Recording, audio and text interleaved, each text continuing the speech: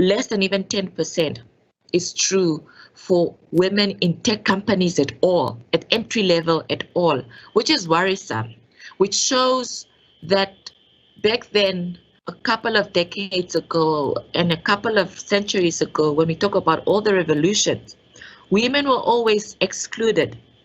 Whether you talk about the first industrial revolution, the second and third, you see that women being excluded has made it difficult for countries to develop faster because more than 50% of its population was not included in such a transformation. We cannot allow that now for the digital transformation of 2021 and beyond. We need to play an intentional and active role to invite and include more and more girls, more and more young women, and women in roles of leadership and roles of leading companies, organizations, and institutions that are tech savvy and tech oriented. Only then can we have a better chance of making the fourth industrial revolution the best than any other revolution before that. And by doing so, we can ensure that we're able to bridge the financial, the economic, the social, the cultural divide that exists, but most importantly, the digital divide as well that exists between men and women in our countries and more particularly on the African continent. So there is a need for leadership in public office and other areas such as the private sector, foreign institutions, to have a particular focus to including more and more women in the digital transformation that is upon us. And only then can we guarantee a high performance and developing a high performance society garnered by the support of women and young women in positions of leadership, both in private and public sector, and developing organizations that are highly performing. And we can only do that by including them. When it comes to corporate governance, I think the culture needs to be inclusive.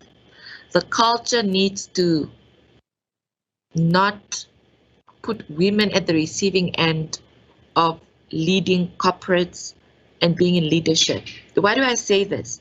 There's still a lot of misogynistic and sexual innuendos that are categorizing workspaces. I personally am a young woman in leadership at the position of Deputy Minister and Member of Parliament, and I was only appointed at 23 years old, which is just 1 year ago.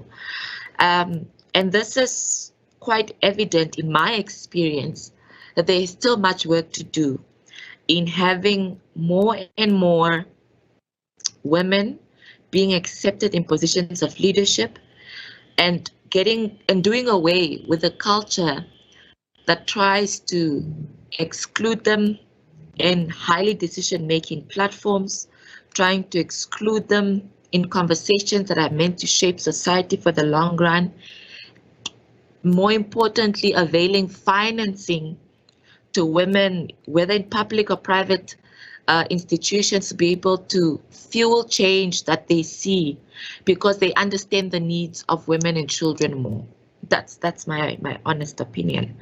So I think there is more to do in trying to bridge that cultural, societal outlook on how to view women. And that starts with a corporate governance that is more like feminist in nature than it is patriarchal. And by doing so, we can ensure that women, when it comes to the necessary rights that they need, they're able to practice those rights. I'm thinking now of a report that the IPU, the Interparliamentary Union, recently released that says women all over the world only practice 75% of the rights that men have, which means if there are 4 rights or 4 human rights available to humanity, a man will most likely practice or have access to or thrive in all 4, while a woman only thrives in 3 as opposed to the 4. And that's worrisome because our institutions, our organizations, our public and private offices are a complete mirror reflection of our society. So if you find two CEOs, one male and female, you would find a system of a very orchestrated patriarchal system that would support the success of a male CEO than it does a female CEO.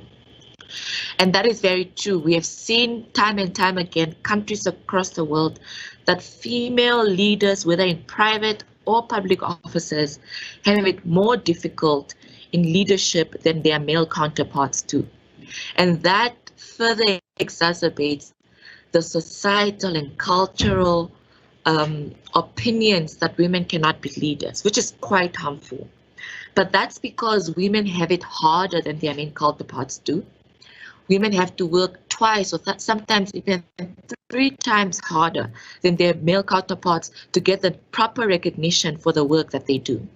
And in 2021, and us trying to lead a digital transformation beyond that, that is just not acceptable. So in conclusion, I want to say in everything that I've said before that we have an important role to play in having more and more women lead the digital transformation we want to see, and have more and more women become the front runners of the 4th industrial revolution. It is the only way it is going to succeed and highly perform all the other revolutions before it. But only then can we really appreciate and really see a society where we have the equality we want to see, but more and more women coming at the table and effecting the necessary and the desperate change that we so desperately need in 2021 and beyond. Thank you very much.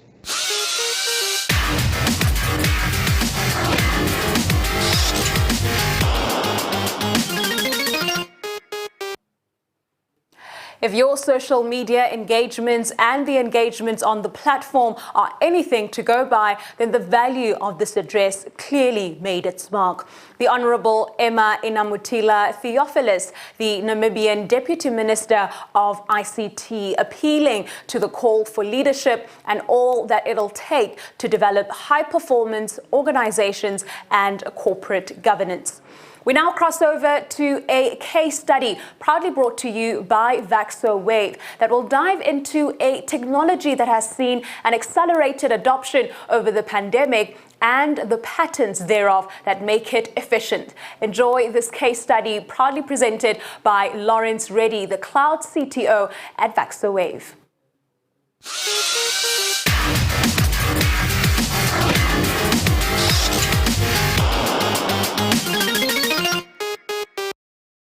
Welcome everyone to Africa Tech Week 2021. It's an absolute pleasure to be here today sharing some of my thoughts and opinions. I hope that you and your families are all keeping safe. A special mention to those whom we have lost this last year and those that are still suffering on our continent and the rest of the world. Let us remain vigilant and always look out for one another. So my name is Lawrance Reddy. I am the Cloud Chief Technology Officer for Vaxowave. I'm also a Microsoft Azure MVP, MVP standing for Most Valuable Professional. Just a little bit about myself. I love cloud, all of it, but something I love more is the value that customers get when it's done correctly. And I've been doing digital transformation now for about 24 years in 40 countries.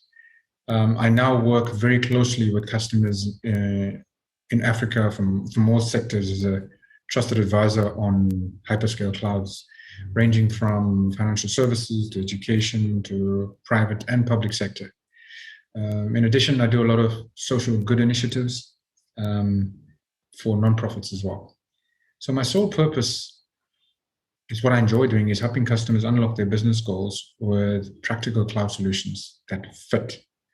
And sometimes it even means staying hybrid if it makes sense.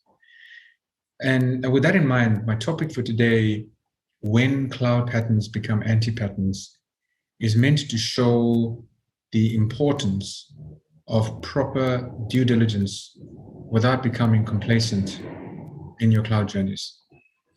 Even the best of cloud plans can go awry. Now, why have I chosen this topic? Well, to get us to rethink the reasons that we choose cloud and to second guess them and to question it. And I cannot emphasize the importance of having a cloud strategic plan that enables your business and not drains it. Now, I also want to really labor the point of maintaining a tight rein of your cloud journeys against your business objectives, making sure that you stay par for course, because that'll ultimately see you through. Now, each business is different and each cloud journey is never the same. Doing patterns that don't fit your business can hurt you. Hyperscale cloud providers have many unrealized benefits, and these benefits remain unrealized even with good sound patterns or architectures. And it's here that we will begin. Why would sound patterns do cloud projects stall? We need to begin this talk today. We need to explain what are cloud patterns. So cloud patterns are well-defined, repeatable industry prescriptions that customers can use to get into cloud. Sometimes these are developed internally for reuse, but they can also be based on assumptions. That's right. Cloud patterns based on assumptions. They fit into all aspects of the cloud: architecture, security, reliability, operations, and even strategy. The thing, though, that is that they're never meant to be isolated without due diligence. Due diligence, the two words due diligence will be a set of words you'll hear me repeat often in this talk. Cloud patterns are well documented, well defined, but they can become problematic when it turns from serving the business outcomes to becoming counterproductive, adding complexity, adding technical debt. And in essence, these patterns prove more challenging to the business, resulting in wasted time, money, and resources. And when this happens, these cloud patterns become cloud anti-patterns, which can pose a serious threat to a business's cloud campaign. So for the purposes of today's talk, cloud patterns is anything repeatable that an organization builds their cloud strategy on. Anything repeatable. Now that we know a little of what cloud patterns are, let us take a look at 5 of them that become anti-patterns. Given the time that we have, we can only cover 5 similar but very common ones. For me, the most common industry cloud pattern is lifting and shifting into the cloud. Customers tend to adopt rapid migration plans to shift infrastructure into the cloud. But there are times though where lifting and shifting becomes just a wholesale migration exercise without any thought or analysis. And this kind of lifting and shifting into the cloud wholesale is our first anti-pattern. Now, some may say lifting and shifting is the easiest to plan and execute. Now, that's debatable when you're working in scale, but it's certainly not the easiest to manage or the cheapest to run. It is definitely one of the fastest ways to get into the cloud. But post-migration optimization is not so easy to achieve when you have lifted and shifted thousands of virtual machines. So let me clarify. Lifting and shifting into the cloud is a fully acceptable pattern, repeatable across the industry. And wholesale lifting and shifting becomes an anti-pattern when it becomes the only cloud strategy lacking exploration and effort to pursue other options. Now, hyperscale cloud providers, they make it very easy to get the best management experience when you're operating at scale in the cloud. And this is achievable in just a few clicks. But all of these have price tags associated with it when you're managing VMs at scale. Log management costs, as an example, can prove to be a nasty surprise. And not all management costs are very clear. So to avoid surprises, treat even simple VM migrations with respect and with proper assessments.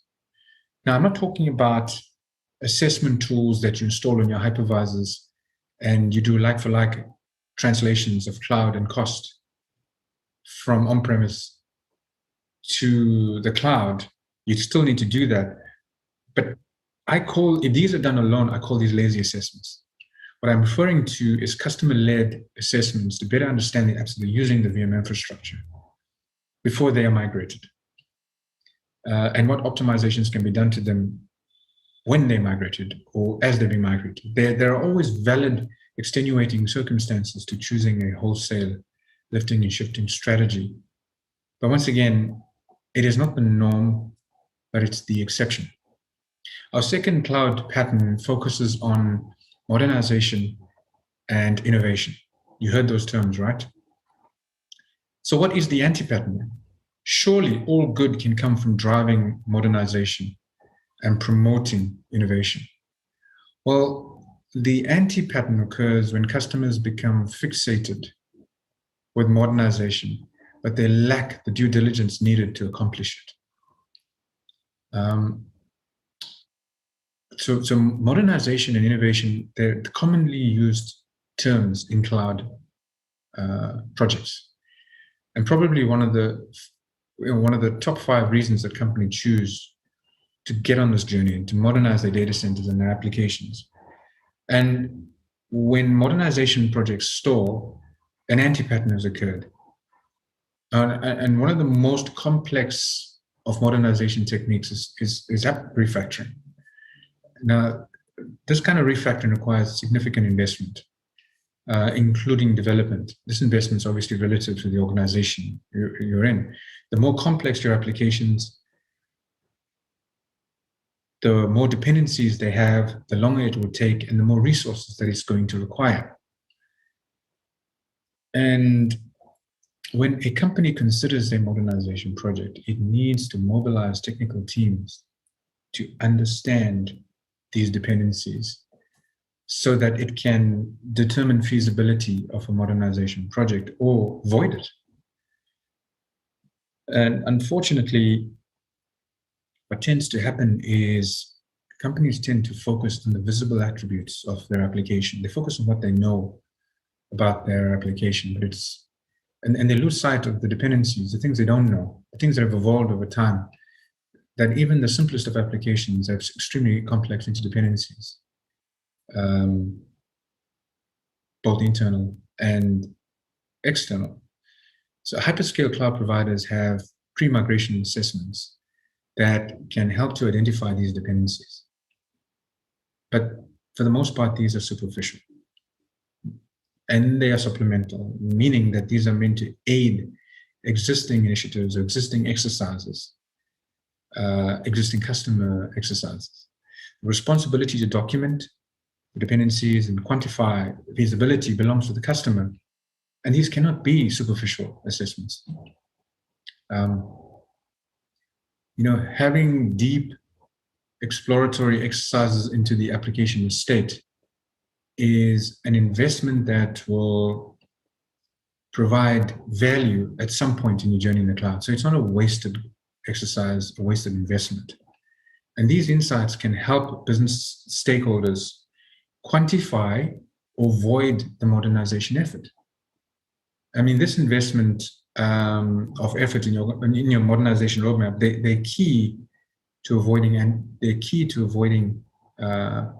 anti-patterns.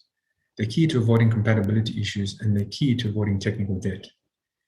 So you don't want to be in a situation with long-running projects that have stalled because you've underestimated the reality that exists in your data centers, and you become fixated in the capabilities of cloud.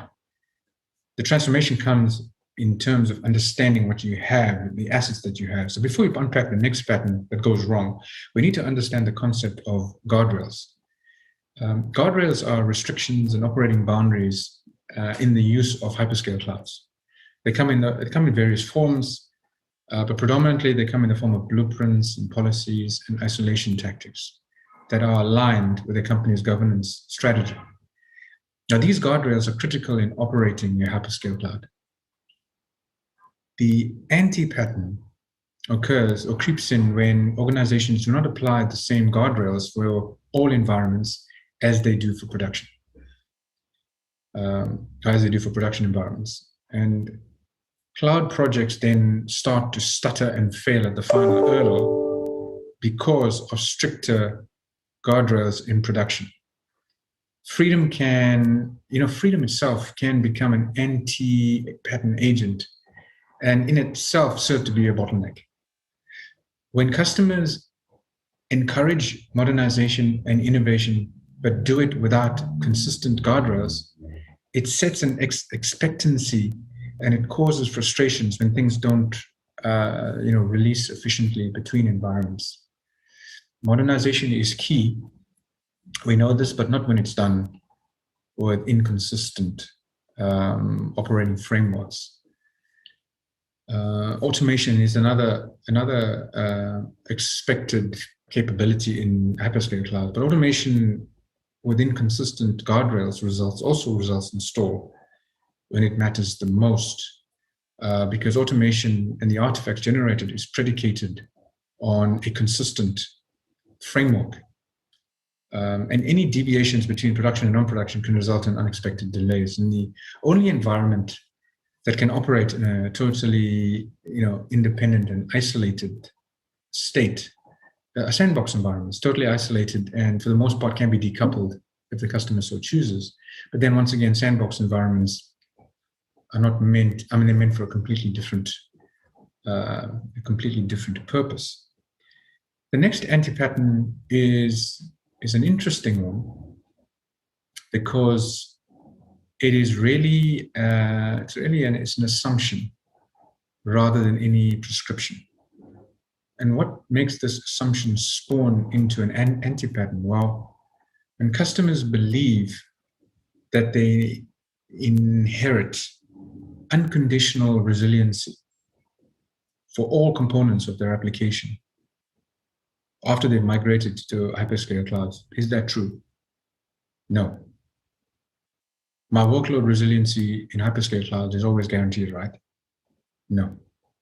This is the assumption, and this can become an anti-pattern when you actually believe that and you continue with design, migration, implementation, go live. When customers plan their cloud journeys, go through all of the efforts, achieve successful migrations, and then wonder why their workloads are not highly resilient in any particular condition in the cloud, somewhere along the line, an anti-pattern has occurred and due diligence has failed. But cloud apps are only resilient if they've been designed for it using cloud resilient capabilities, features, knobs and dials. If either the customer's design or the cloud vendor's resiliency is not available in a particular region, your workload resiliency is not guaranteed. So the situation, the impact of that is that it results in SLA violations with you and your customer internally for the entire workload and the sum of its parts, because that's what's important. Most workloads being migrated, they never have a single piece, but they have multiple moving pieces. It's called integration. There's always data being transferred between one piece to the other, and all these parts of the infrastructure that's servicing those components needs to sustain failure to sustain the overall SLA. So workload resiliency is never guaranteed, even in the best of hyperscale clouds, till you design for it. That is the reality. And here's another fact.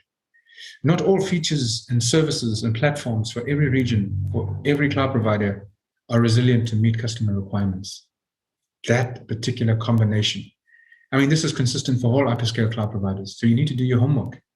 To avoid this, customers must evaluate their specific application requirements with their cloud vendor's capability to meet that in a particular region. The pattern to use hyperscale clouds or the decision to use it because hyperscale clouds provide better resiliency is perfectly acceptable because it's true. But it becomes counterproductive when one assumes that guaranteed resiliency in all conditions.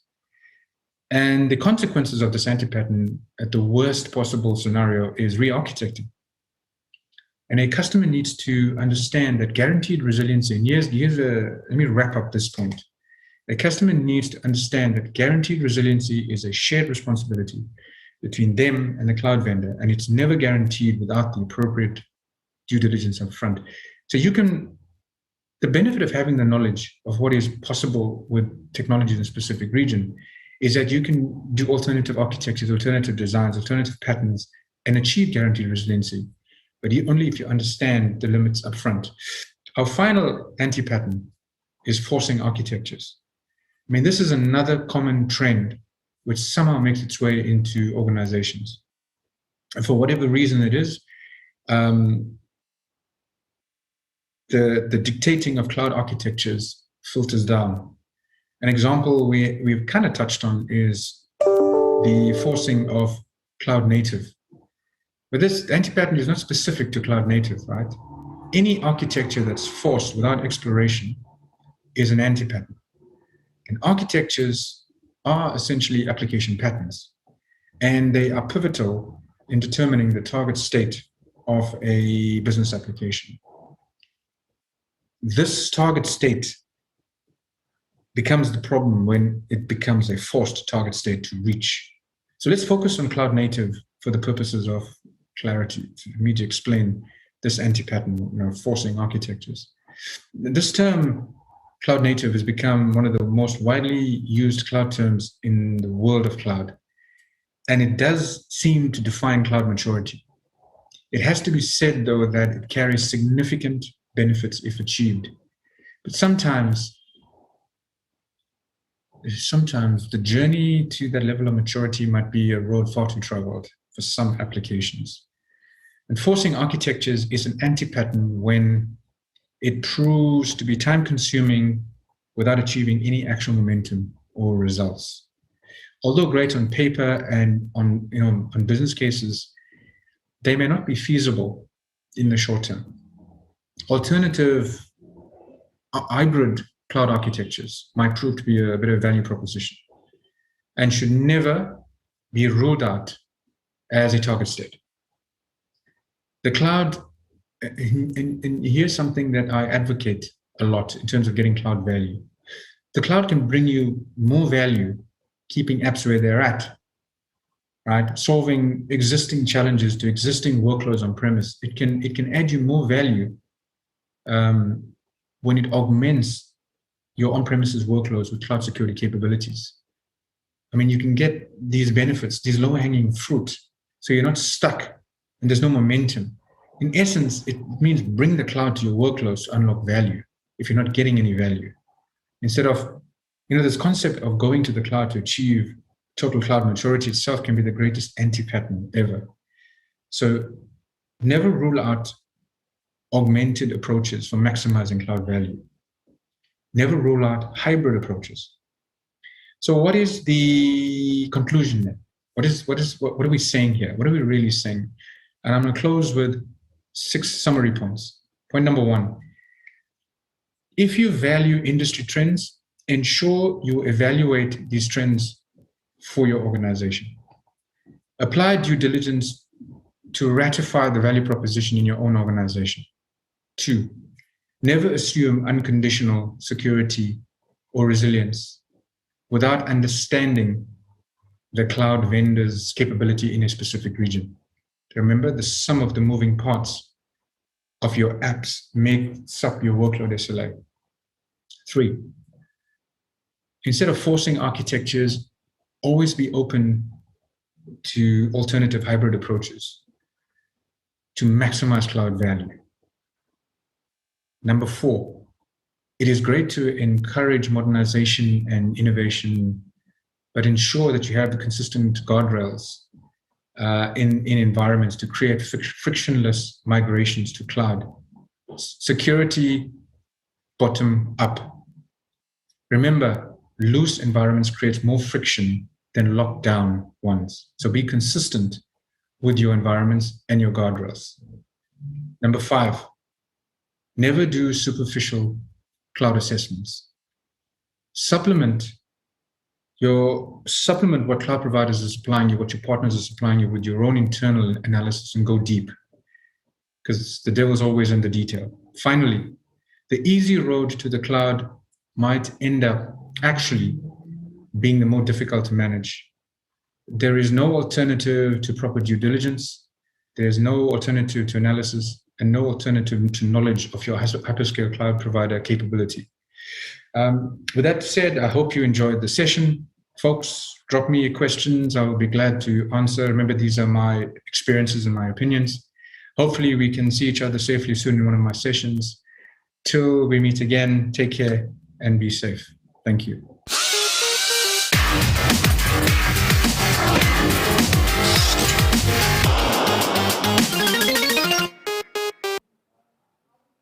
It's quite important that we not only know what cloud computing is, but also understand how efficient solutions operate so that you can couple the innovation and the technology to leapfrog your success. And where else can you get this but right here at Africa Tech Week? We thank Lawrance, Reddy, the CTO at Cloud for Vaxowave, for wonderfully capturing that case study. Our team is monitoring your tweets, your posts across our social media platforms as you are sharing beautifully about your Africa Tech Week experience to stand a chance to win one of 2 grand prizes from Boschendal Wine Farm. Our winners will be announced at the Topco newsletter next week, so make sure that you are subscribed. There is no doubt that Africa's future banking experience is digital, whether it is exclusively looking at mobile payments in Kenya with M-Pesa or the introduction of TymeBank, South Africa's first digital-only bank. How do we build these banking experiences, and what digital infrastructure is required to ensure that we harness its true economic value? Proudly hosted by Visa, this is our next panel discussion.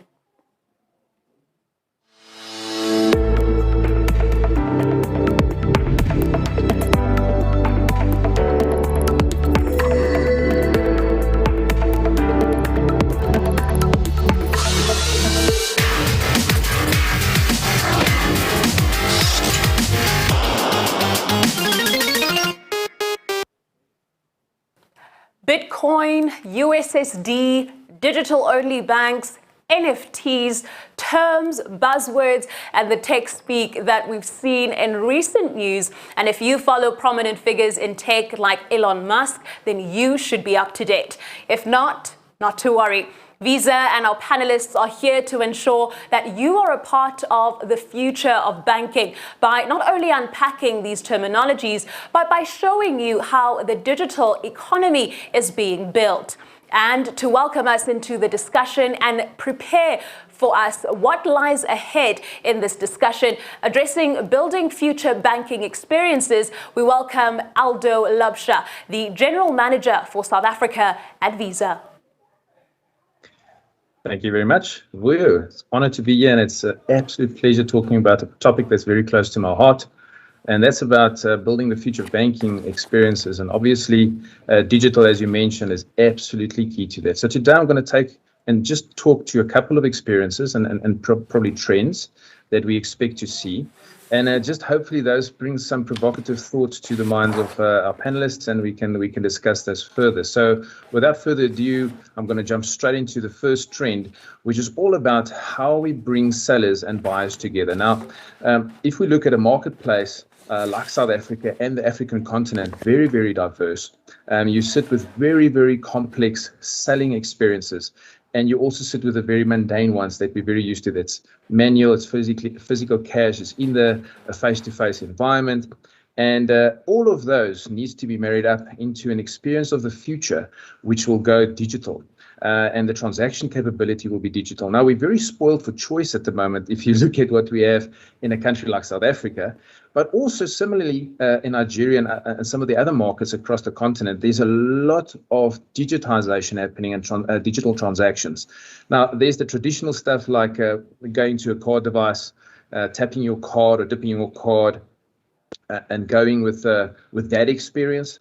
But then that's obviously raced to new experience, which is virtualized. You use your banking app, you open your banking app, or you just swipe up, and you can tap or transact with your banking app, with your mobile device, straight at the place of purchase with your seller.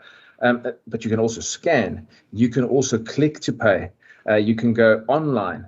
You can go mobile only. There's a plethora of options. And I think that's a key consideration when banks also sit down and say, how do we create this experience for our customers so that there's optimal experience firstly, but there's also predictability. And at the end of the day, it's easy for customers to know what they can expect when they want to transact. Because when you go into a shopping experience, you don't think about your card or your phone when you want to go and buy that pair of shoes or your favorite soft drink. You just want to go and buy. And at the end of the day, you trust that experience to be seamless. And there's quite an interesting number of capabilities that need to meet each other for these buyers and sellers to be able to transact. I'll quickly give you an example. When you walk up to a till point, there's about 17 transaction points, handoffs. And from the point that you tap your card at a till you get that 1.5 seconds later approved. 17 interactions in the background. Wow. Now that happens millions and millions of times a day. And from a Visa perspective, it could happen up to 65 or 74,000 times a second. 1,000 times a second. It is mind-blowing. Now, for that infrastructure to work, sellers and buyers need to be enabled, obviously, by their banks, fintech partners, the whole communication industry, to bring all of that together, and standards are at the core of this. Without standards, there's no interoperability, as we would call it in the payment space, and you won't be able to deliver this. So as a first trend, that is critically important. We sit with this plethora of choice, but it's actually managed by quite a bit of complexity in the back by banks in South Africa and across the region. A lot of very interesting pieces happening there. If we look at the second trend, which is very interesting as well, is today people still transact 60% of the time globally in cash. In Africa, it's above 80 still, but globally 60%, $6 trillion. And that means more than 50% of available consumption for people like you and I is still happening in cash today. Now, with the advent of COVID, there's been a massive movement towards digital. And a quick stat I can quote is that of the people above 50, about 51% of them in sub-Saharan Africa did their first e-commerce transaction during COVID. So 51% of people today about 50 years old did their first e-commerce transaction during the COVID period. Now, you would ask yourself why. And I think it's all about this whole piece about trust, convenience, the way that you are used to doing your transaction capability, but it's also about the growth that we've seen in penetration of smartphones and the ability to transact in a seamless way. If you're very used to that cash transaction or writing a check, which is now obsolete in South Africa, that's the way that you would have done it. But with COVID, we had to make changes overnight, and we had to make changes with those we trusted.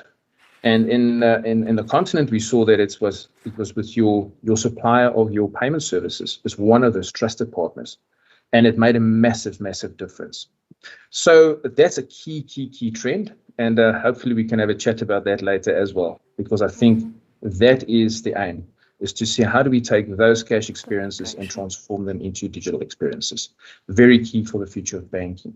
If we then look at the third trend, and this is where we will talk about it also under the Africa Continent Free Trade Agreement, and that's been a very interesting advent for Africa. But 54 countries need to collaborate with each other, and a free trade agreement. And regulation is going to be either the maker or the breaker of that. And the reason for that is, as I started out earlier, standards underpin the way for transactions in a digital environment today. Now, regulation has a major influence on those standards that we set within our geographies and within our domestic environments as countries, but also across regions.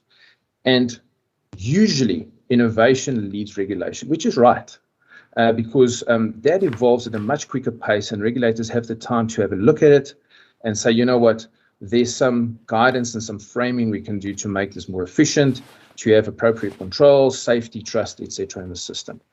And I think this is going to be an extremely important trend across the continent in the next 5 to 10 years for us to make sure that we enable the innovations in the right way, and when they happen, that we structure them in a way that fosters trust and helps with this whole piece of interoperability. Now, what's interesting is that digital payments, you will see the quote on the screen, can add up to 19 basis points for a GDP. That's conservative. That's at current knowledge. That's with the frame of mind that we see today. What we have seen is that it creates significant amount of jobs within geography. So during COVID, you would have had home delivery explode. In a country like South Africa, it was running at over 1,000, 2,000, 3,000% growth month to month, purely because people was afraid to get out of their houses.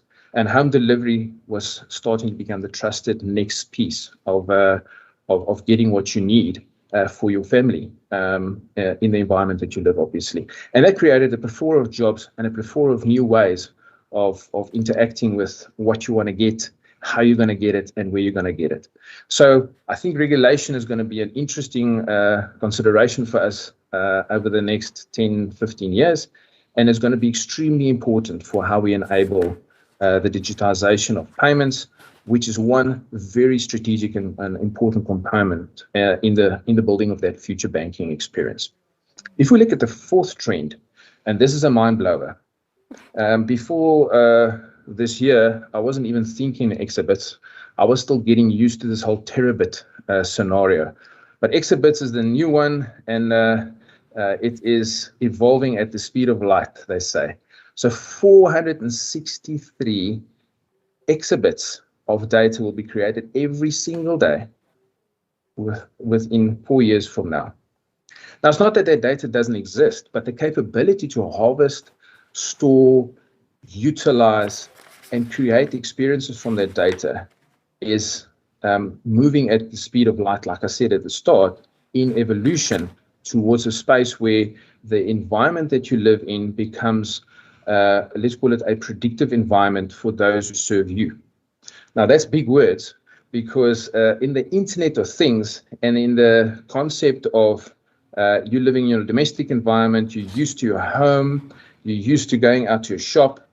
In the future, the data will exist to enable your fridge to make a decision within the framework that you've positioned it to have, to order milk if it's low, send a message to your car so that it can check whether there's enough fuel in the tank. And when you leave the office, you might get a note to your phone and say, you know what, your fuel tank's half, petrol price is going up tomorrow. You need milk, bread, and some sandwich bread for the kids for school tomorrow. And we see it's low in the fridge and in the cupboard. And we've already secured the best price for you at Pick and Pay just across the street, and that your order will be ready if you say yes. And by the way, the Shell shopping center, the fuel station is just behind us, so you can sort of fill up there as you pass on the way home. And that's the best route, by the way, to get home and miss the traffic. So that's just an environment that we have seen already in our innovation labs that we've created from a Visa perspective, and it's real. It works like a charm. The trick here is trust, comfort. Will you be comfortable with that scenario in your house? Is a key question. And if you are, who do you trust to lead you through that environment? And that's also where a banking partner comes in, because they're a partner of trust for years. they hold the value store of what you live and make your living on, right? So you will trust them to bring an experience to you that you can utilize, you can have choice, and at the end of the day, that is how you potentially will take your journey forward. So that's an interesting trend around data that we see, and we're going to have a good discussion hopefully around the trust concept around open data. And then the first trend I would like to just quickly touch on is the trend of payments unbundling.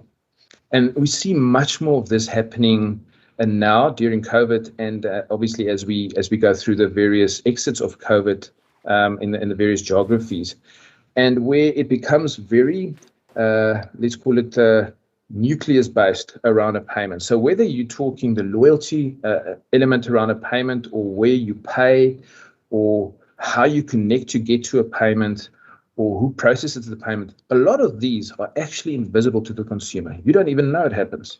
But in the background, you have these fintechs, strong in their IT capability, integrated with proper standards, with their banking partner, delivering these propositions with many a times the help of the network operator, be it within the mobile environment or within the online environment, and then creating those experiences, but nucleus based. So you can actually transact with the loyalty wallet. You can actually make a decision on how you want to lend and pay your installments. And there's an environment in your banking app to create to experience and to control that for you. You can accept payments on your phone because your bank has brought that capability to you. You can actually access the super payment of your favorite store, or the super app of your favorite store, and initiate payment with the capability that you've received from your bank. And those are all future banking experiences that we see. So I'm going to pause there. I think those are the 5 trends I quickly wanted to mention, and I think they're going to hopefully set us up for a nice discussion shortly. Thank you. Every day we make a lot of choices.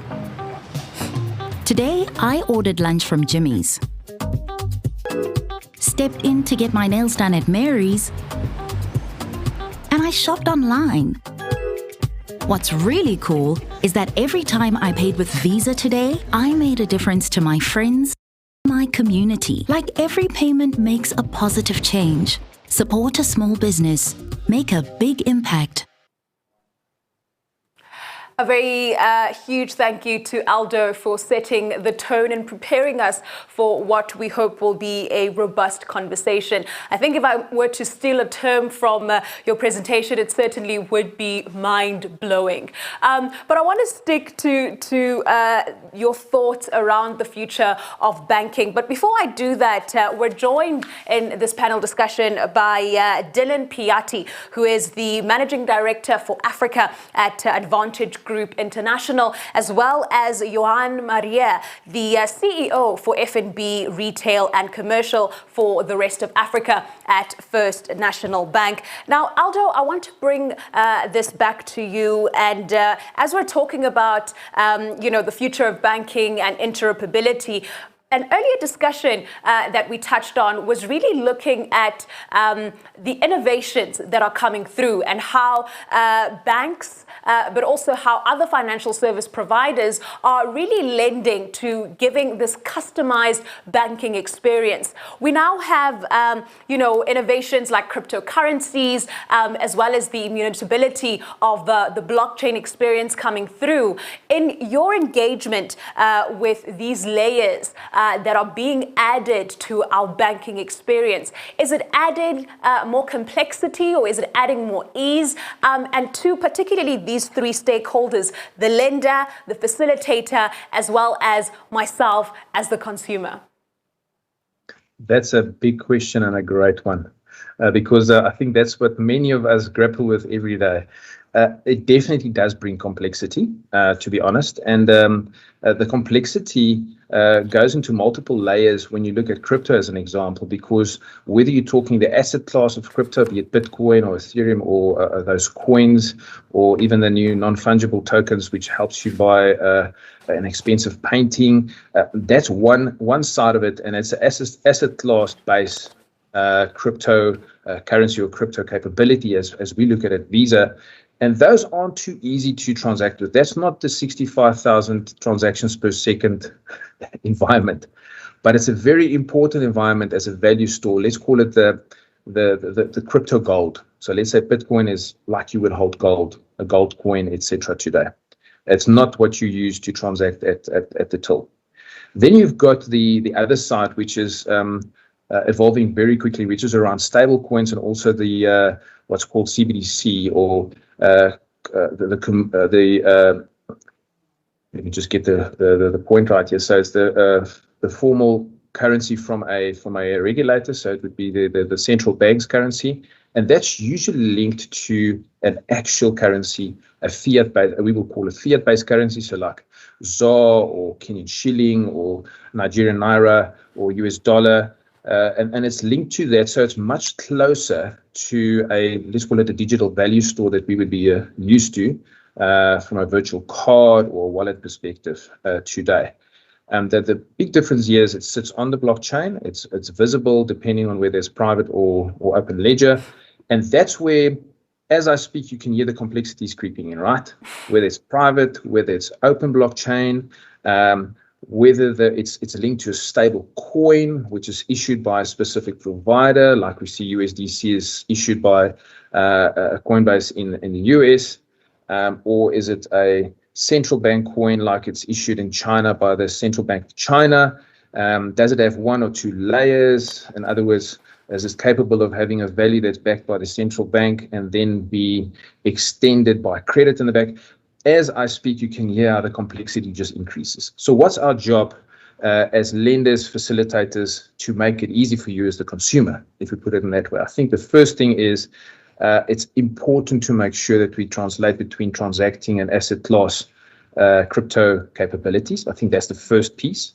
Second piece is to make sure that we simplify that access. And that's exactly what we've started doing at Visa with about 35 cryptocurrency and exchanges from the beginning of the year, and it's evolving very, very quickly. So it's giving that access to, let's say, the stablecoin environment, so that you can translate stablecoin into currency, fiat currency you can transact with, make it predictable, and make it broadly accepted.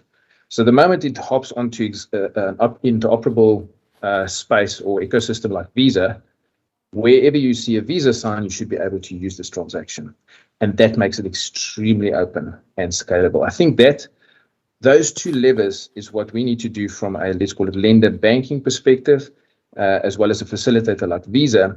And that means that for a consumer, you have broader choice, you have much simplified access to that complexity, and then you've got transparency. You can actually act, and you can make some more predictable and more informed choices around how you want to use it. Do you want to just use it for a quick payment and buy a coffee at Starbucks? Or do you want to invest that for a longer term? So that's how I would frame it for now. And yes, there is complexity, but our job is to make it simplified. Absolutely. And I think an informed user is definitely an empowered one, and who will know how to use their transactions and how to use their banking experience and make it much more powerful and efficient. I'm going to cross over to Dylan and bring you into this conversation. And looking at 2 points that Aldo had mentioned in his opening remarks, and that is looking at the concept of open innovation, which brings in open data, open APIs. But what this also invites is touching on this point of, particularly in Africa, that cash is still king. And one of the many reasons why technology and using or being a part of the digital economy is so intimidating to many Africans is the component of trust, right? And how this impacts how you are able to essentially engage and bring forth this future of digital banking. As we call to this future of a digital Africa, how does trust bake into this conversation? Yeah, I mean, it's such a critical question, and it's also such a broad question. When we talk about trust, we've got to look at it at a number of different layers, because we've got those who are already banked, and then we've got those who are unbanked and or just coming on. And so what we're talking about in the opportunity for the digitalization of Africa, so digital economy, the drive of digital economy in Africa is the migration from cash transactions to digital transactions. So those who, let's call it unbanked to banked in whatever form that might be. But what that means is overcoming a legacy of fear when it comes to digital and this digital environment. Let me take it back a step. What are we really seeing in this digital transformation? Because we're talking about banking, and Aldo, I know you mentioned trust about comfort and who do you trust as a partner, and you got a banking partner can offer this because of the infrastructure and the legacy that's there. Absolutely. However, this digital transformation within not only South Africa but the rest of the economy is seeing a changing relation dynamic happening between suppliers, distributors, merchants, retailers, and the consumer. So we're starting to see what we call this convergence. We're seeing it already. We're all experiencing this in different ways, yet we kind of bucket them in silos and we won't bring it together. So banks becoming retailers, retailers becoming banks, telcos becoming retailers and money lenders, the play of how fintech becomes part of that. And then what happens then in this government to consumer and government to business concept? There's this massive convergence of this ecosystem. And what that does is create greater risk in terms of the trust factor, because now multiple players have an influence to the extent to which we are promoting an accelerated trusted engagement in digital environments. So it's not just the bank, because we know the bank is also, as an example, and until something happens, until there's a massive data breach, and trust is lost, we don't know, what the next level is. So how do we kind of improve this trust? There's a program that I was part of, and E-commerce Forum Africa has been running around promoting standardization in e-commerce transactions around the continent, because as was also mentioned by Aldo, standardization is a big challenge. So how to promote cross-border standardization in terms of expectations for consumers, either existing or potential consumers, when it comes to online transactions. And that's not just in the banking environment, because when a consumer doesn't go, okay, I'm talking about a bank, I just want to do a transaction. However, that's facilitated in the back end with all these smart systems is not what I'm worried about. I'm worried about the interface and that experience. So I think we need to look at standardization. We need to have some kind of transcontinental collaborative private and public sector body that looks at the concept of a single window and looks at standardization in terms of cross-border management of transactions, and then how that filters down to sovereign states.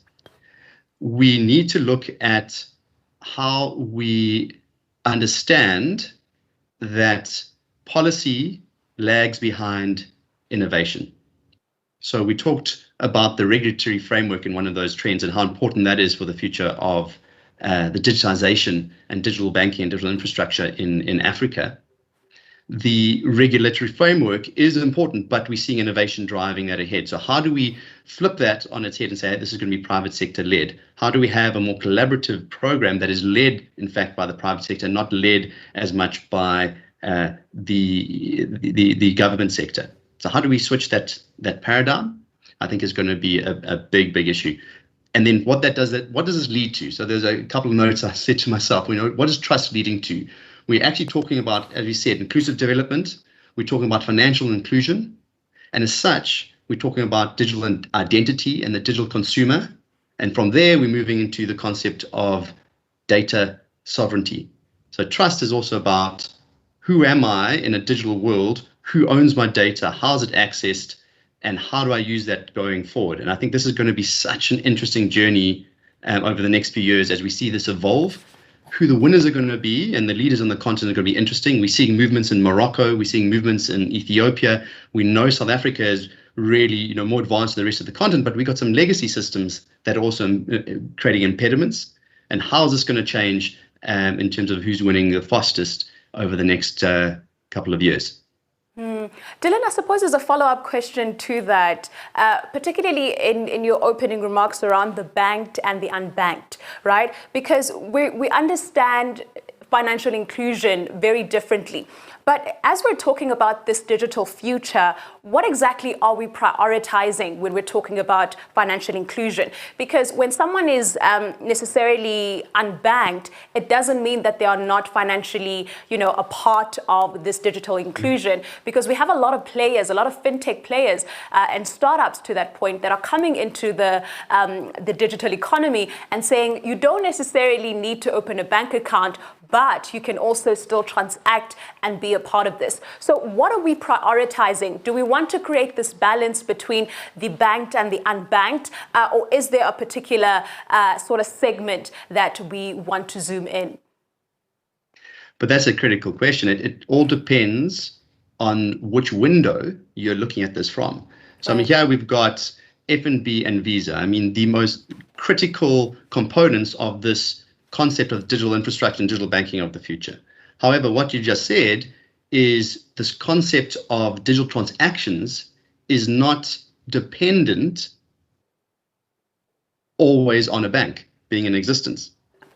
So then what does that mean going forward? How is that going to change in terms of the concept of what the future of banking might look like if we're starting to look at financial inclusion? And to your question, what is most important depends on where you're looking at it from. If you're looking at it from economic growth and development from a regional continental level, then that is incredibly important, because the more we can get, I suppose, onto a digital, let's call it banking system or digital system, where we have line of sight, for lack of a better word, which itself is dangerous in terms of who is doing what and how we're able to manage that data, and data being the new oil, to enhance those that are now being included, but to uplift them within the economy is absolutely critical.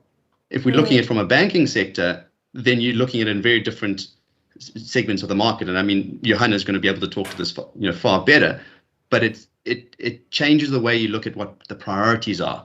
And there are dual priorities and then there are business priorities. So it's an inclusion and then commercial viewpoint. Absolutely. And I suppose let's bring Johan into this conversation. Let's bring the banking into this. To shape this future of Africa that we wish to see, to shape these economies, we need to be creating these market-creating innovations. And in Africa, very recently, we've had the likes of Jumo, Yoko, even Paystack coming forth and having global players being a part of their ecosystem, whether it's through integration or through acquisition. Now, with a corporate and innovation leader like FNB, I'm curious as to how you're thinking about the future of financial services in the digital economy, bringing into task the previous question of when we are looking at financial inclusion, what it means to bank or to unbank South Africans or Africans that you're engaging with. Cool. No, thanks. And again, I think all your questions are actually quite difficult to answer, and have got different angles to them. One thing I can say is we would also like to think of ourselves as a fintech, because I think what the fintechs get right, and you mentioned some of the names there, and why people, I think, put so much money behind them, is they focus on some of these, let's call them problems, or maybe friction points. I think when Aldo spoke, he spoke about that fridge and how the thing will communicate with you. All of these things today are friction points. And unfortunately, your question on what do big corporates, what do we sit with, we might just have too many of these friction points that we're trying to solve. And as you spoke about people that we want to bring, financially include them versus you've got people super included, there's just problems and friction points everywhere you're trying to solve, and then you just miss maybe some of the obvious ones. So I guess that's where we see there's gaps that you can partner with them. Some of the stuff you can build yourself. We've just played a bit with our own agency network, talking to the financial inclusion point. We call it Cash Plus, and we've just said, how do we get customers, or how do we take banking to customers and then allow them to interact in their own environment? And for a lot of these customers, it's literally, again, speaking to the point of cash in and cash out. Just simple. That's a very basic, simple way we were amazed at what we saw is how good the adoption is, how people like this. And that takes me to my next point. What I think people want. It talks to trust, it talks to availability. If these things work, you get people using it. As soon as there's a very cool capability or thing out there, but you have 2 or 3 times that it doesn't work, then I think this is where we get the friction, because now people say, look, cash is better. There's no friction in cash. I can just use cash. It'll always work. It'll always be accepted. And I guess this is where we need to think as all the players. I think as Dylan put it, look, different angles, different views. But ultimately, I think all of us are in this ecosystem and we all play a facilitation role. There's not a lot or different way I can put it, because if one party doesn't exist, someone else will probably have to take it up. Otherwise, you move backwards and you end with cash. So let's say if cash is the starting point, all of us are trying to move better experiences, more data, more interoperability, but all of that is just moving away from cash. And whenever it fails, then obviously cash is king. So for me, I think there's an exciting space that is playing out. I think these fintechs are challenging everybody in a good way. And one of the things that we grapple with and we all think about is, Aldo mentioned regulation and standards. I think a lot of times where we get stuck is there's a lot of clever minds. There's a lot of innovation that want to happen. But when you're a bank, it has to go through a regulator. Okay, and that a lot of times just kills the idea, because now it takes you months to get people aligned on, is it possible? What risks are we opening up? When you behave like a startup and a fintech, there's no regulation. You just go out. You see a problem, like I mentioned, there's friction. You say, cool, how do I fix, point A to point B? And people put their heads to it, they build it, and then it looks nice. And then it's easy to maybe convince people. But I think we are stuck as bigger organizations sometimes that we first have to go through this angle of a regulator or some law or some interoperable standard that then before you know it, the whole thing is killed. So I think as we all think to the future, this is going to be broken, because if we don't do it, it's going to happen for us. It gives 2 opportunities. One is we do some of this ourselves, but others is where people have done well, you partner with them, because why reinvent the wheel if it becomes a commodity? And then what that will lead to in banking as well is, I think a lot of stuff will have less friction. And to my point, once it works, people will start trusting it. As Aldo said, what these bigger organizations do bring you, and I think we can't ignore it, is we spend a lot of money on making sure your data is secure, that when it looks like someone tries to attack us, we close down stuff and people don't even know half the things that are happening worldwide. But because we are bigger, we can do it, whereas smaller companies actually just don't have the funds to protect themselves. So hopefully it gives us a ticket to the game. We'll stay relevant, but we will have much more innovation and digital play that, as we spoke, get away from the cash component onto digital stuff. And I think as we say, the form factor will be something we don't know. Today, we still talk a lot to plastics and phones. I don't know, maybe you just wink or do something, then your fridge orders you coffee and the beans get installed. I think it's endless. But I think it's an exciting future and the time for all of us to apply our mind properly. Well, Johan, I know that I would definitely just like my phone or my bank to read my mind and perform that transaction. Hopefully, we can get to that in the next few decades. But Aldo, I want to bring us back to a point that you made and that Johan just alluded to around reducing that friction. And one of the key players is regulation, and particularly for Africa, and having the agreement being signed on the 1st of January this year, the trade area agreement. When we're looking at the key strategic approaches that these regional players and the decision makers who are involved in signing the checks, who are involved in making the decisions on where the infrastructure needs to be set at, what are the kinds of contributions that you'd like to see, the kind of strategic engagements coming out of such acts transacts, and especially between inter-countries and inter-relationships that are happening? So that's again true to form an excellent question. And I think it's such a broad piece. I mean, I'm super excited about the Africa Continental Free Trade Agreement that was signed. But that is the first step. And there's a couple of things we have to do very well, and we have to think through very carefully as a continent. And if we do that right, it will be an absolute springboard. If we start tumbling over a couple of things, and regulation is going to be extremely important here, it's going to be a stop-start affair that might not be in a position of fruition 30 years from now. And I'm not being facetious. I'm just saying it's such a complex continent, 54 countries, sovereigns, that all have to agree to certain standards, certain ways of work. Now, if we get it right, a couple of interesting stats. So we estimate, and McKinsey also did a study on this, that probably in the next 4 years, about $300 million worth of e-commerce or internet-based, let's call it merchandising, will be consumed or purchased within the ambit of this continent.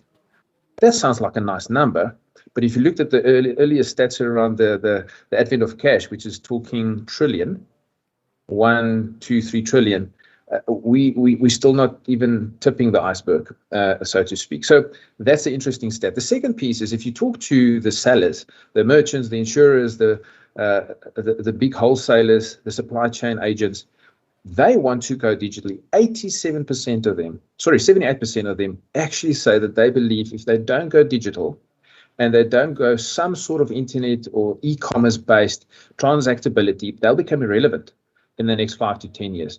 Because firstly, they have to be relevant in their domestic market. But it's so important with this free trade agreement that they're relevant regionally. That they can't afford not to be on a let's call it a digital e-commerce type environment. Now, to get that right, the complexity is quite a bit, because you're sitting with the East Africa payments region, you're sitting with SADC, you're sitting with the common monetary area within South Africa, Lesotho, Swaziland, and a bit still with Namibia, which have got certain restrictions or certain guidelines or certain rules. That on top of exchange controls, that on top of certain trade agreements outside of the region that you've got to honor in a certain way, there's complexity. And we can only solve that properly through helping and working with the regulators to get these to a space where it's more open. Because that for me is one first expectation that we need to get right.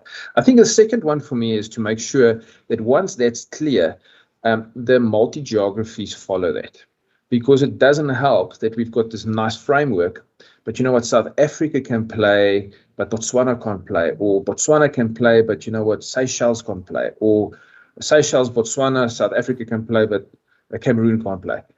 It has to be at a certain level of standardization in each domestic market also. And that's going to take a bit of thinking, but also it's going to take quite a bit of investment and a bit of willingness in those investments to make sure that it's open. I always make the analogy to say, you know what, you incubate very well in a closed loop environment. You can sort out your scenarios, your plan, your testing. But the moment you want to scale, you have to open it up. And what we call in payments interoperability, it has to become interoperable. Everybody has to be able to play, be it receiving or sending a payment. And I think that would be, let's call it a second bucket for me. And the last one would be just around how we open access to data in a clever way. So Dylan spoke about it, and he alluded to this element of trust, also the element of innovation, leading regulation. Those two together are extremely important concepts. If we get those right, I think the sharing of your data, the reading of your mind view would be a comfortable thing for you to do. Your fridge can tell you what to do because you trust it, because behind it you know that it's on a framework that works. But the moment you've got a data breach, everybody's got your data, your digital identity has been compromised, you're in a really, really tricky position, and then trust is gone. And that's probably for me the three building blocks we have to consider as we go through this huge opportunity in the right way. Absolutely. Please. I want to add to that because I completely agree. And I think for me, there's a statement that sums us up. Technology is not the issue here. For me, it's a leadership challenge. Yep. So this concept and the biggest challenge for the proliferation or the accelerate, what we're really talking about, because digital transformation, digital economy, it's happening, but we're talking about the accelerated transformation of this for creating a future Africa we want. So a better future. And we want to accelerate that so that we can uplift the entire economy, uplift the continent. We have challenges that exist not only at a sovereign local level, we have regional challenges, and we've got this continental challenge. And it comes down to the question of, are we going to win as much as possible together, or is my angle about I want to ensure that I'm winning more than others? And this becomes a major challenge when it comes to trade relations. And what is one of the founding principles of the Continental Free Trade Agreement is about saying, how do we all win together? However, there are political dynamics that are there. To give you an example, something that I've experienced, I'm very privileged to sit as part of a global advisory board called the Digital Trade Network, which is sponsored by the ICC. And we are private sector input, a couple of us representing Africa, to the WTO trade negotiations. And I couldn't believe the extent to which that is happening at what we call the global north, has a trickle-down effect in terms of impact from a continental level.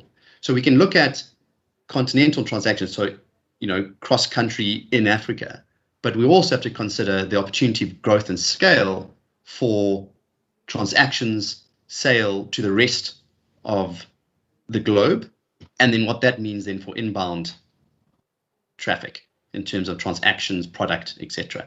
And so it's incredibly complex.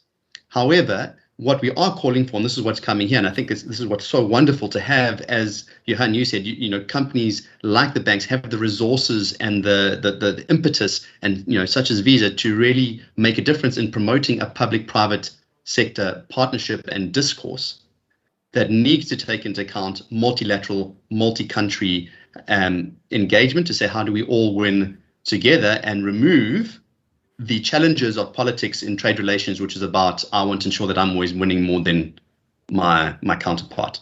So technology is not the issue. This is a leadership challenge, and the opportunity is for us as private sector to then collaborate with our local and regional and continental governments. Absolutely. Technology is not the issue, is not the problem. And I think what we've done is really create this lay of the land, offering the perspective from not only from a leadership perspective, but also the institutions who are responsible for facilitating these transactions that are happening. But I want to bring it down south a bit and for looking at the consumer, right? And Johan, with a company and a big company like F&B, I'd like to think that customer centricity is at the center of the kinds of innovations that are being brought out of the company. And when we look at customer centricity, how much of a component is customers being the compass in driving and developing these kinds of banking experience, and also the advisory network that you take for younger players to exponentially invest in? Thanks. Yeah, it's a journey we've been on as F&B, and I think there's others in the world that have done it, is to be too customer centric. We want to get ourselves into a platform business. Because I think what's happened in the past is you had these little pockets. You've got people saw different accounts as different customers. Okay, so it's the same person, but then you've got 5 touch points or 6 or how many different accounts you've got. And that's when you start getting that experience that you think I'm dealing with a different organization. Now, as an example, one of the better businesses to compare to or to just think about is someone like Amazon. It's interesting that when you deal with them, it's always the same. I think they already can probably read our minds. So there's lots of, because that data crunch that you get from the experience is so powerful that they start predicting and the models get better and better. So that's where we're positioning ourselves, that we're moving a lot of our, let's say, older ways of thinking to becoming a platform business, so that when customers experience us, it's consistent. And then we also, as Aldo spoke, we have more data, because I guess that's your problem. If you're not that customer centric, you've got a lot of data, but it's not linked. And then you cannot use it to, as I spoke earlier, to get rid of some of the friction, to make the experience easy, to sometimes to the best of the customer, because I think that's the other thing we have to keep in mind here. We can, just for profit reasons, we can do lots of stuff. And the same applies to retailers and to anybody. To just make more money is a use of data, which I don't think is the long-term right thing. And I believe customers will call us out. If you do that, they will call you out, and that trust element will be gone. But to truly help customers, just like the example Aldo used, some of us like coffee more, so I'll use coffee. If I get told, look, your beans are low, please buy more, and I really get home and I see, okay, but the beans were low, so this is really helping me, I think then people will really start buying into this, and your experience will become so much better. But I only, from my belief is you have to be a true platform business to enable this, because otherwise I'm not sure what your, if I can call it, your architecture, your plumbing is going to be to enable it if you're not a platform. And then you don't have the ability to scale, and you don't have the ability to put fintechs in and use partners on this journey. So I think that to me is where the future will go. Some will be faster, some will be slower, but I guess that is the new buzzword, and we'll probably get there and see that most of your interactions will become much more consistent and much more platform based, which again for the whole continent, as Dylan spoke, I think there's lots of opportunity. Look, there's lots of things we have to get right. Just talk connectivity, it's getting better and better. Some of my own, lived in countries where connectivity was bad, but it's all getting better. That was 5 years ago. Where you go today, it's much better. And as all of that gets better, these experiences can be enabled. And I think that's kind of where the future will lie. Absolutely. I think it's really all about using data intelligently. Now, Dylan, I want to come back to you and highlight some of the statistics that Aldo had shared briefly to talk to the economic growth that we're trying to drive, right? And essentially what the success really looks like for this digital economy and this digital future Africa. And looking at from a regional lens of 45,000 jobs being added per year, per city, that potential, and also looking at the trillions of dollars over the next 15 years that could be added. What are some practical examples of economies who are already leapfrogging and spearing ahead to drive and provide this case study that really providing a better infrastructure really does improve not only the banking experience of the customer, but also for economic potential? Well, I think that, look, you've got economies or countries that are still on journeys, and you've got some kind of micro examples.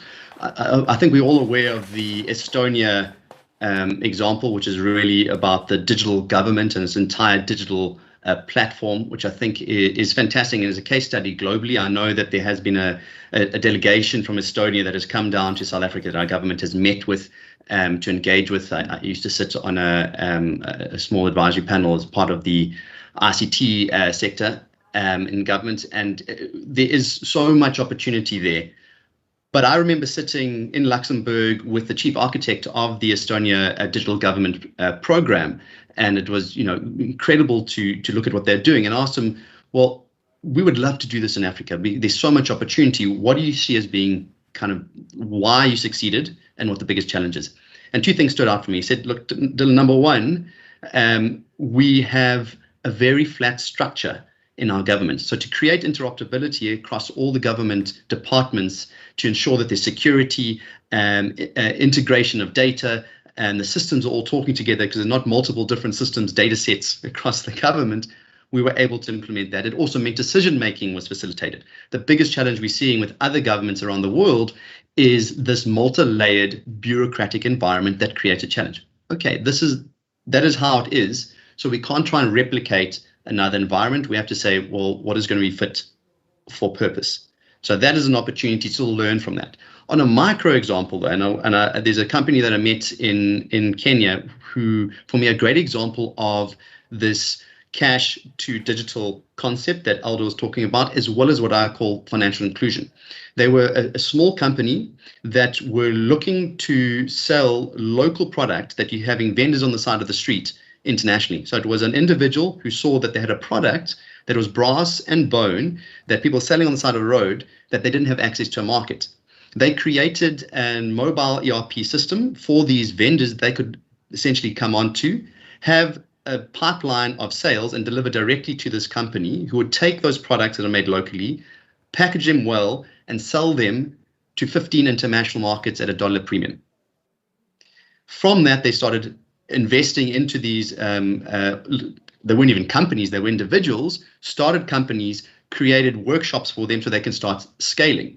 Now, that is an example for me of the most micro opportunity in terms of how digital transformation is and the digital economy is accelerating in continent at multiple levels, using technology at the high end and bringing in financial inclusion.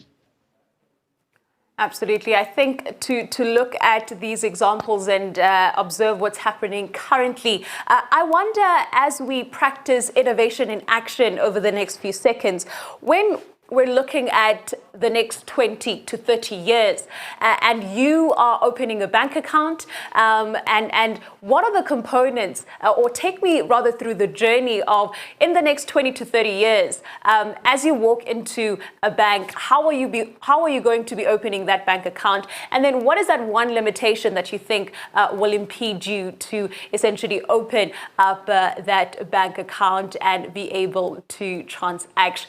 Be as open as you possibly can. Think limitless possibilities. Aldo, I'm going to go to you on how you would open a bank account in the next 20 to 30 years, and what would potentially limit you to opening it. Okay, so I'm going to be provocative and say I wouldn't need to open a bank account. The day I'm born, I will be invited to a bank account. And the limitation for me would be to be born. So if I'm not born, there's no bank account. The day I'm born, my identity, national identity, and my ability to bank is linked immediately.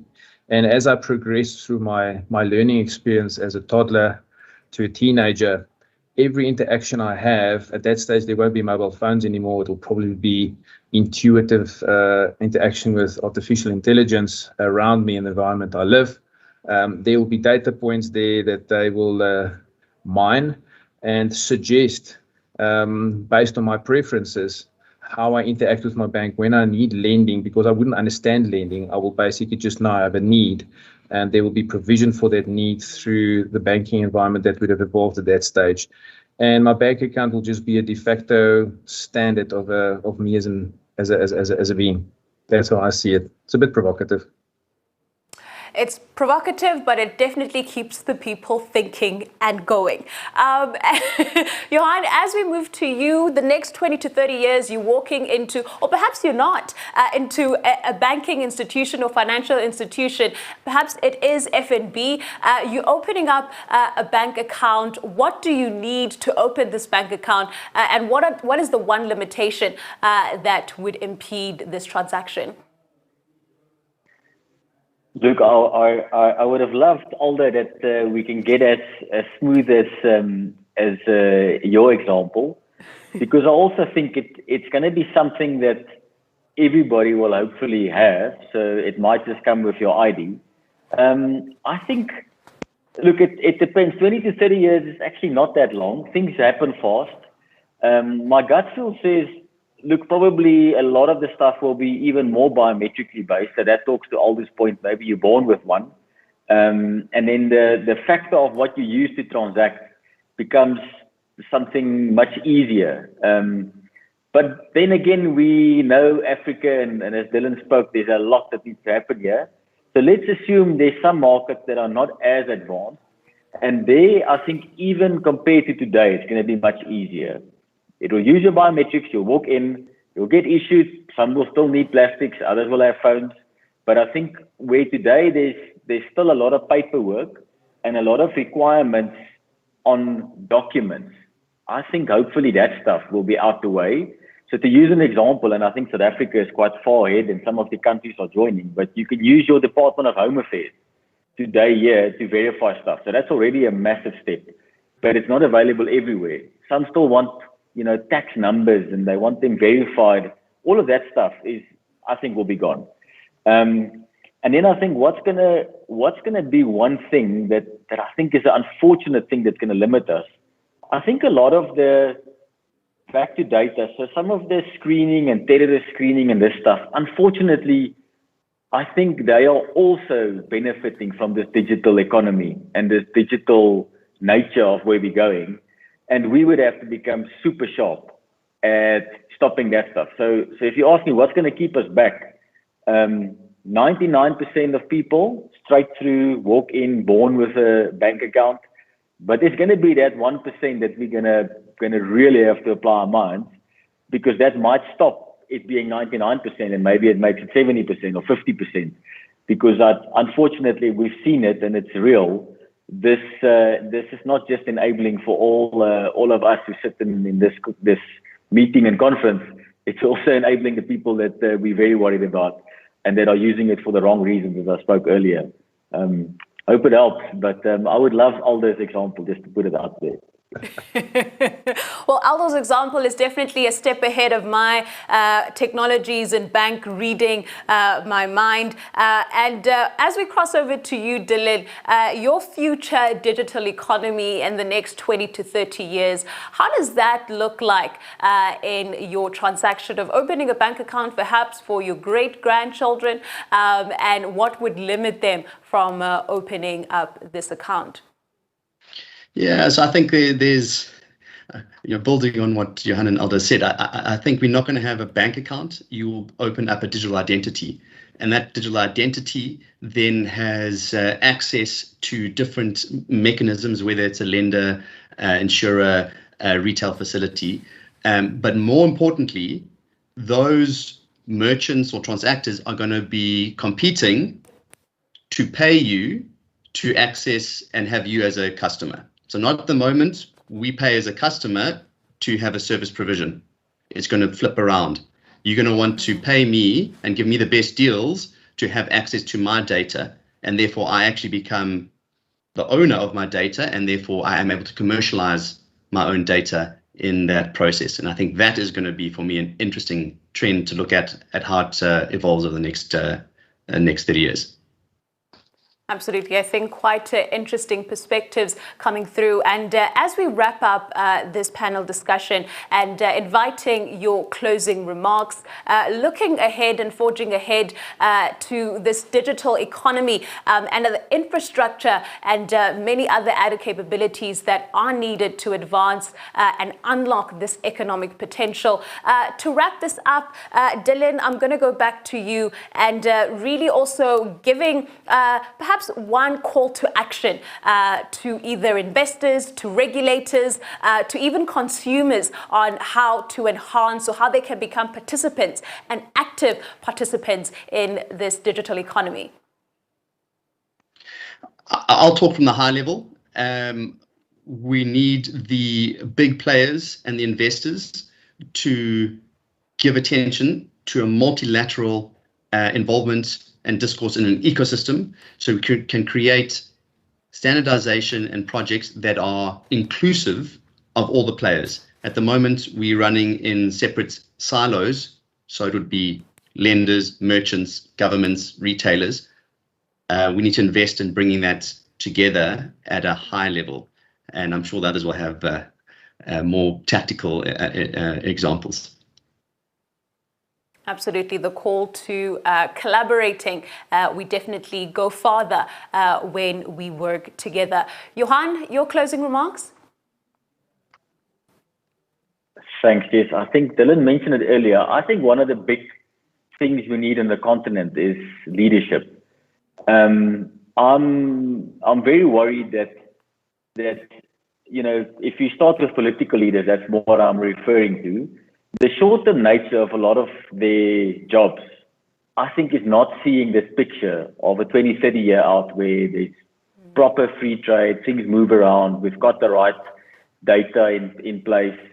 So I would think if we can get that right, so that this vision is shared wider than just call it private sector or call it tech people, I think there's a huge upside. It can start with small things. If you think agriculture, this continent has got so much potential for food production.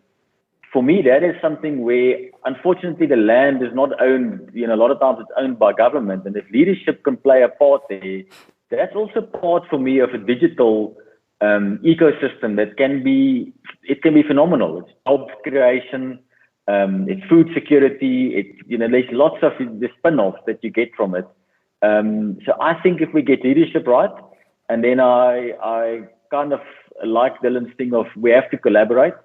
Sometimes it's more difficult, but we all have to do our own thing. It's not as easy as it's said, but I do feel, just if I take it back to banking, if as banks we are cleverer at partnering with fintechs or playing fintechs ourselves, I think there's upside for consumers and businesses that at least will get that part going. Then even if I don't get business leaders and government leaders to kind of do what I think is the right thing, we can still get growing. It's maybe not exponential, but it will work. So I think that is going to be critical for us, how we all partner and make sure we're not all fighting over the smallest breadcrumb, because that's unfortunately what I think today is happening. Everybody is after the same thing. And again, some of these things, if it becomes a commodity, we should rather pick one person or one company, and then you just make it available to everyone. But the future will tell. Maybe in 20 years we can have this conversation again. And hopefully it's telepathically, right? Well, certainly collaboration to increase performance, as well as competitiveness and giving each other that edge, and also looking to leadership to how we can drive Africa. And of course, this digital economic Africa that we are working towards. Aldo, I'll hand it over to you to wrap it up with your closing remarks on how we can effectively drive this economic growth and potential that we are talking to when it comes to banking. Thank you very much. And I think Dylan and Johan did an excellent job on creating the clarity around those two key pillars, I guess, around collaboration and then leadership. And I think if we get those two right, I think the framework of how we create these marketplaces, these networks as we call it at Visa, is the key element of standardization. If we can all agree on how we communicate with each other in a digital way, in a standardized way, it opens up the channel to deliver the growth in a digital way through collaboration and through this political willingness from a leadership perspective. I think if you get those three, let's call it as a good ecosystem component or ingredients, we're in for an excellent growth opportunity and journey. And all the things that Johan have mentioned in terms of the opportunity on the continent is there. It's at the grasp of our hands. It's there for our future generations and our children to come. So it's incumbent on us as leaders to start creating that environment, make sure that we collaborate and we put differences aside, and we say, what is this future journey that we believe is for the greater good of the continent and the globe where we fit into. So thank you very much. And that was awesome being with you on the channel. It was definitely awesome having this conversation, and a beautiful way to wrap it up with this key three strategic points of standardization, leadership, and collaboration. Indeed, a robust conversation on a call to action to this digital economy of banking through the capacity of the right infrastructure, the right leadership, and of course the impact that it has to change the way that we bank, and not only efficiently through value-added capabilities, but the urgent call and the market in the gap of leaving no one behind, the gap opportunity of leaving no African behind.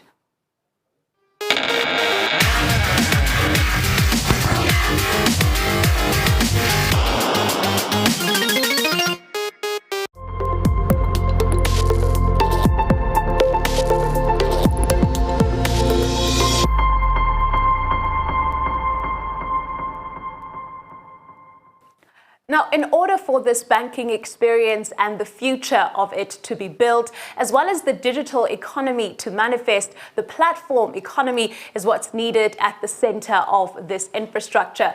We welcome back to Africa Tech Week Tim Mitchell, who is the head of transformation and digital transformation at Flux Labs, as he takes us on a tech talk on how to win in the platform economy.